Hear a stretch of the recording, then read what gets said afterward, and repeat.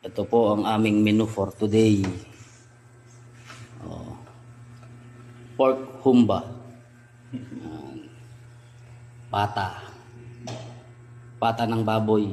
Ang piliin nyo po yung unahan para hindi na makasalanan at nauuna lagi. Tapos lagyan namin ng laurel, sibuyas, bawang, pineapple chunks, pineapple juice, Sprite, pineapple tidbits, syempre yung ating pamintang buo, at saka dato puti, soy sauce.